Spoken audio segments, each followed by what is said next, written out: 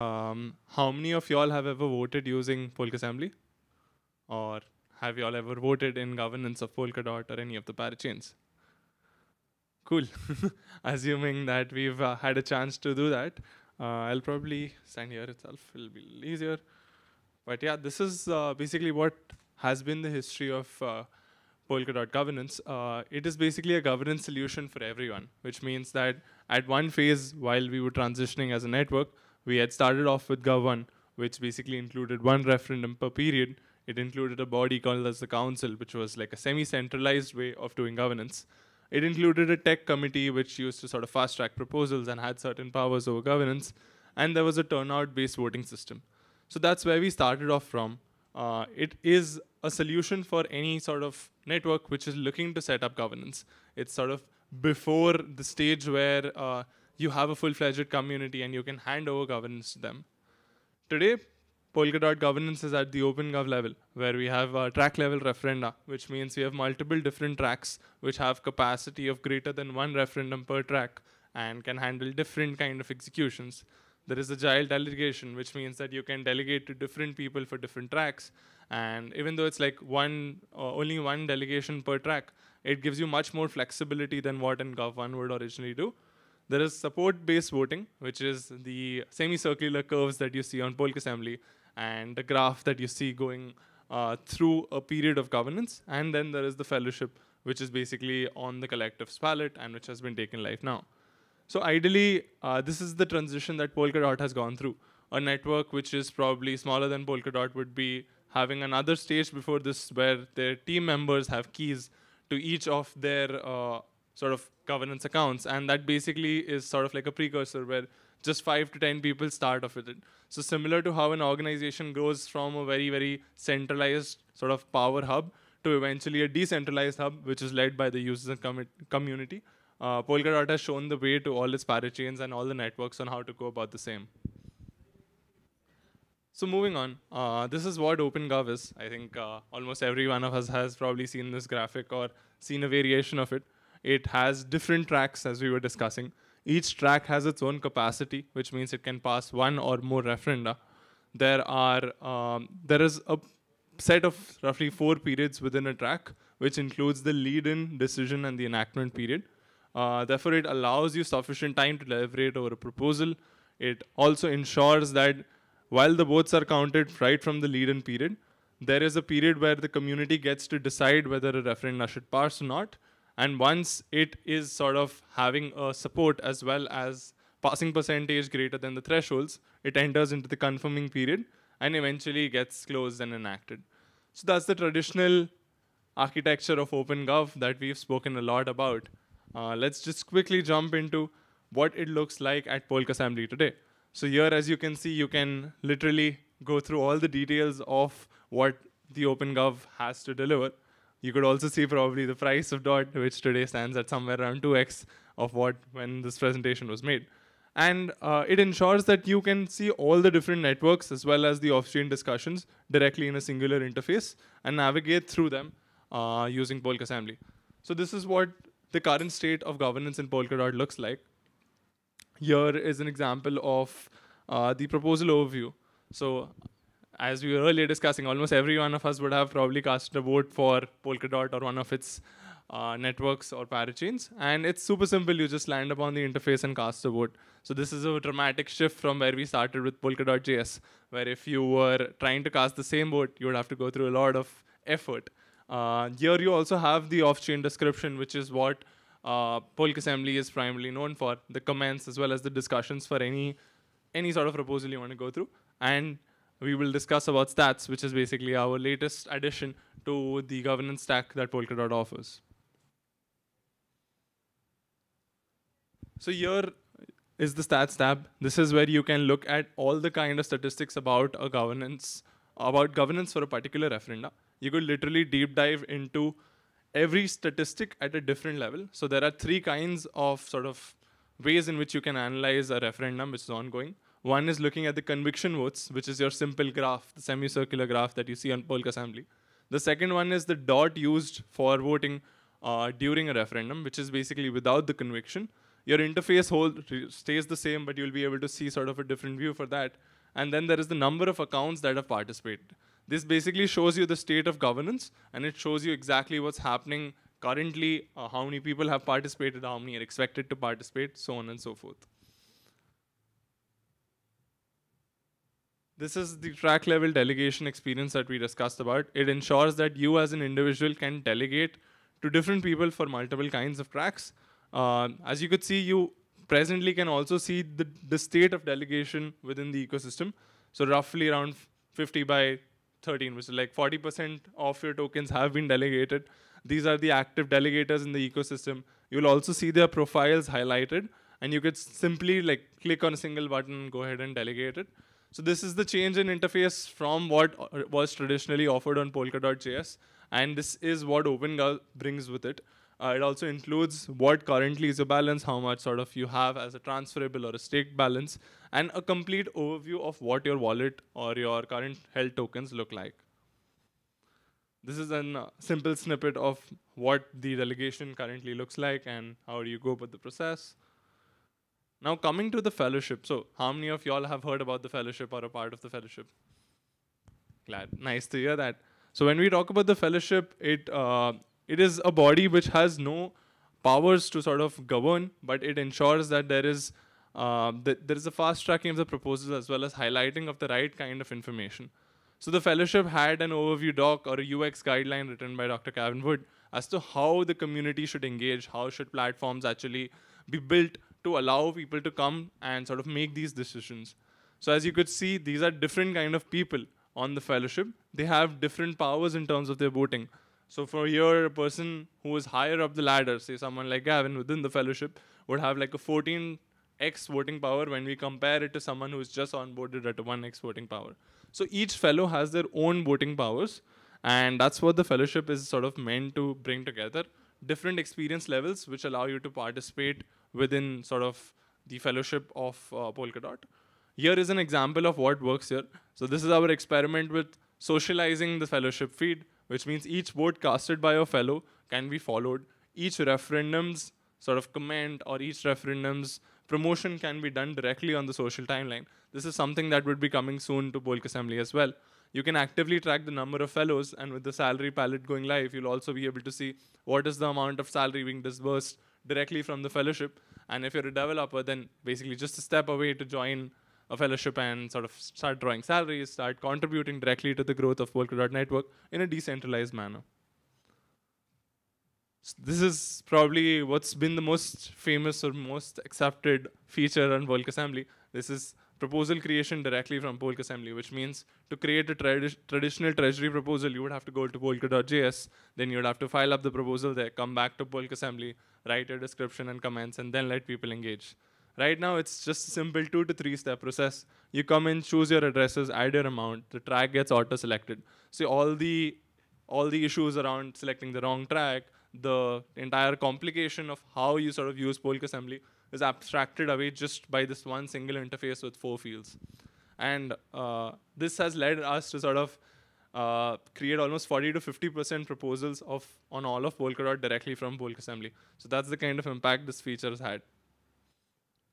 Again, this is also another thing that's been super interesting. So identities have traditionally been very difficult to verify because they involved a sort of async process where you used to go register your identity, then someone used to mail you that, okay, send us your credentials, let us check your socials, drop us a message. And therefore, we sort of launched this feature. At present, this feature sort of takes care of more than 70% of identities verified in the Polkadot ecosystem. And it ensures that within like 2 to 3 steps, anyone who's trying to set their on-chain identity and credentials can do so super easily. So yeah, I'll probably pause here before I go on to the next part. I am being forced to rush because my sort of presentation's been cut by 50% of the time. But this is what our stats look like. This was part of a proposal. As you can see, we've given around 300 judgments with 70% of identity set on Polkadot. There are more than 13,000 comments that have been done on our platform. More than 98.8% of the Polkadot ones and 87% in Kasama. Similarly, we have roughly 1,400 to 1,500 discussions that have been posted. Yeah, sure. Are you registered or are you using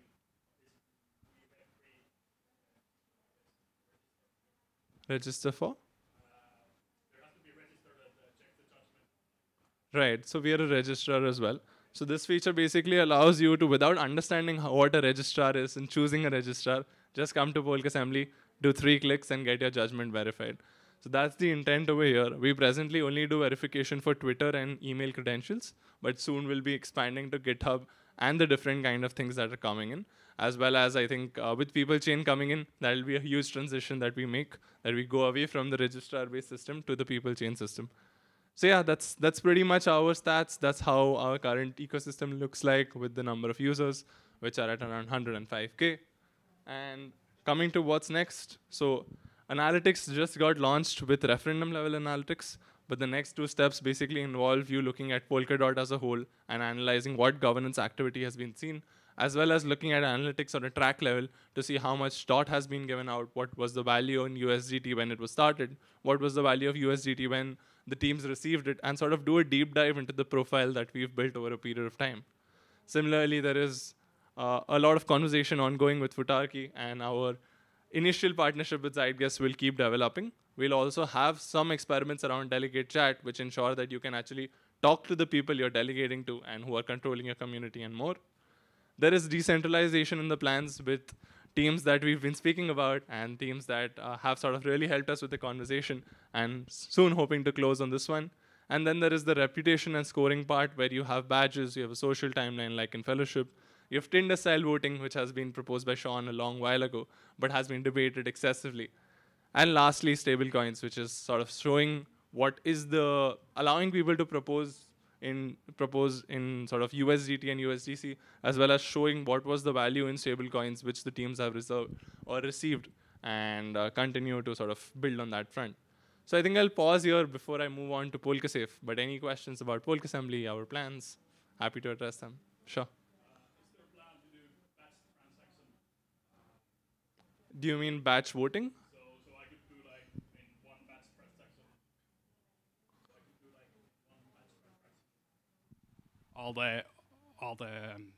All the votes at once, make Right. just one transaction. Right. So that's basically a add to cart kind of feature like you do in a shopping experience. So that's something that's on our plans. It's generally a very power user feature, which is why we've not yet pushed it out there. But it's something surely which will save on the gas fee and allow people to do it easily. So that's in our plans for sure.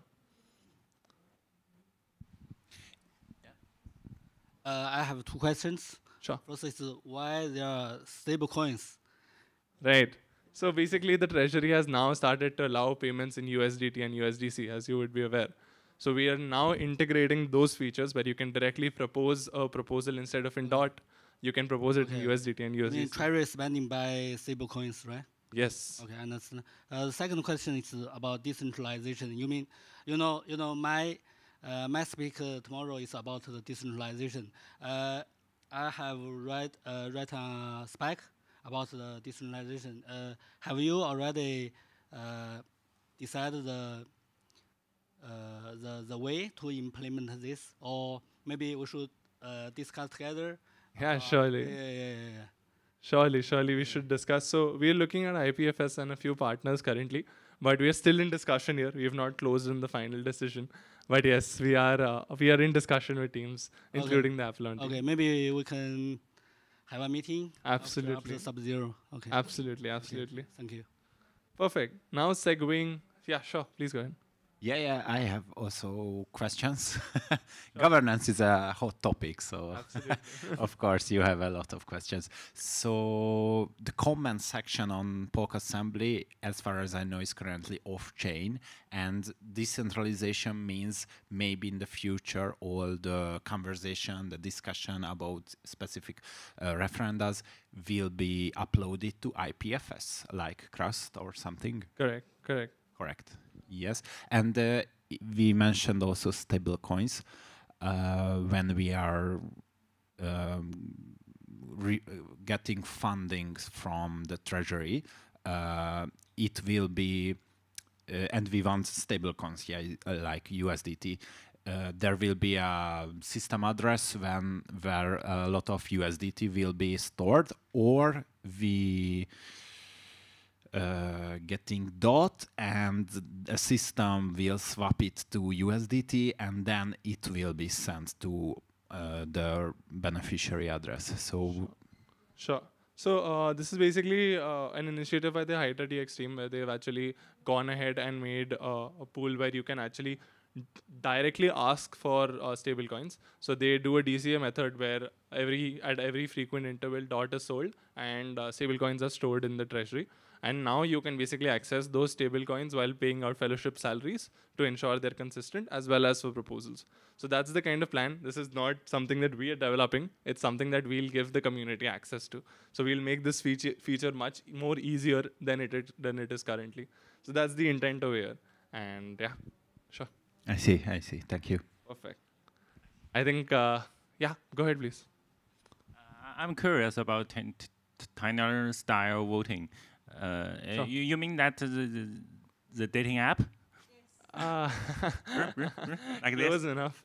But it's basically something similar to his question where you can actually sort of select votes together. You can batch these votes and then you can sort of send it in a single time. So you don't need to really click on I or nay. You can swipe through the comments. You have a very simple interface similar to Tinder where you just look at a photo and a few highlights. You look at the proposal in its highlights and the comments which are most relevant, and you can make a quick decision so that you can proceed. So for folks who are looking to do mass voting and they don't want to deep dive so much, they directly get the expert proposals or the expert reviews and they can make a decision within a few sort of seconds. And like Tinder, like swipe through all of them and do their routing bit very easily. That's the intent over there. Okay, cool.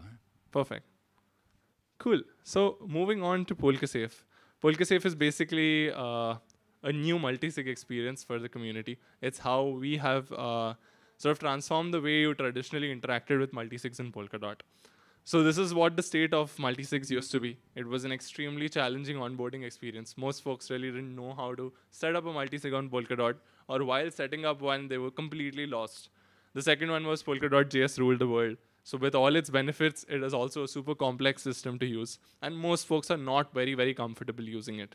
The third one is no multisig SDK was available, which means anyone who used to try to create a dApp had to go through the end-to-end experience of setting up multisig, figuring out what things mean, and then eventually setting it up as per their custom needs.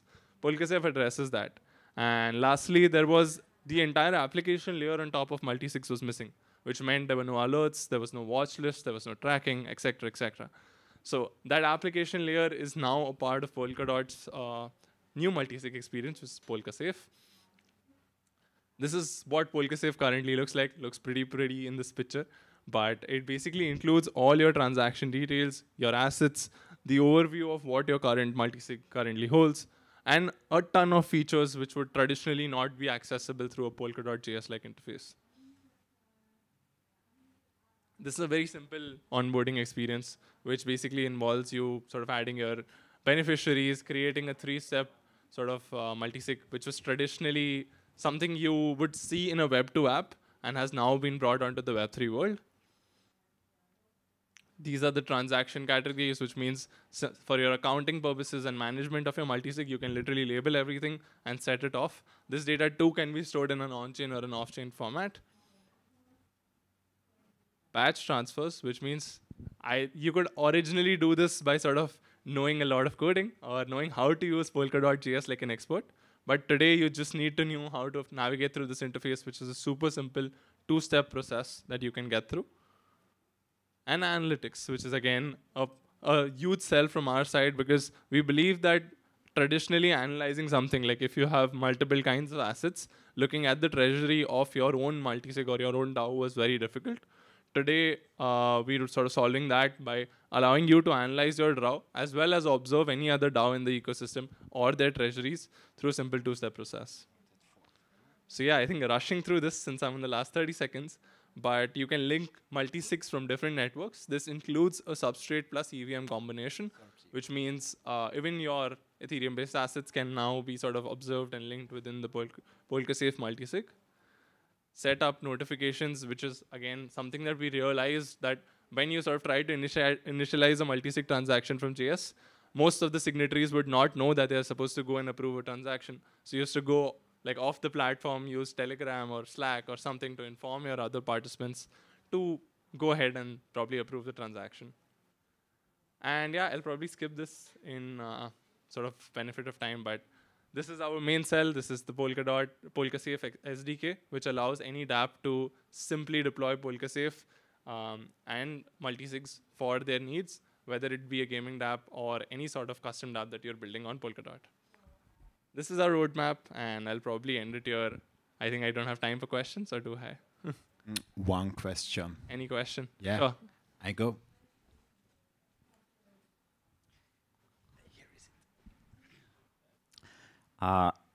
For the Polkasafe comparing to Multics, what is the killer features that you provide against them? I mean, Sure. compared to them.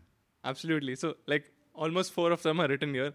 But other than this, the intent for building Polkasafe out as an SDK was to ensure that any dApp can deploy Polkasafe's work that we've done and ensure that their time to market is reduced significantly. This is something which was traditionally very difficult in Polkadot, which is why most of the applications used to ignore multisigs and directly use probably proxies or single accounts. So that's the main cell over there. In addition to that, all of these features, as well as the application layer that has been built, is something that we feel traditionally is missing in Multics. But I think features are something that you can always build. It's more about the collaboration with the ecosystem and getting a way to deliver what the end customer needs, which is what Polkasafe is built for. It's not built only for technical folks, it's built for the common public. And I think that's the difference. Perfect. Yeah, please. In very short, thank you. Hi, I'm a product manager from Mimir, which is another Polkadot ecosystem multisig tour. And I saw your comment in our proposal from Polkasafe. And I think there is maybe one issue our multisig tours have to face to is that if people want to initiate a multisig transaction, they have to deposit 20 DOT. But I think maybe in the nearly future, maybe the bull market comes, it will be a huge money. I think our multisig tours should maybe to do something at OpenGov to make the fees more reasonable, I think, in the future. How do you think about that? Absolutely. So the 20 dot deposit for a multisig or the 15 dot deposit for a proxy, I think it's a very high amount, especially if dot does shoot up in price. But unfortunately, that's the restriction that Polkadot.js puts on us, and that's how Polkadot's been built out. I think with the governance proposal, it's super easy to reduce that. A similar discussion has been going on to reduce the ED on Asset Hub, which is the existential deposit. So I think that's a question that we should definitely raise, and it's a discussion as well as a proposal which can be started. So I think for sure, that's something that we should do. Yeah, I think that's it from my end. Happy to address any questions. I'll also be available at the booth tomorrow. Thank you so much.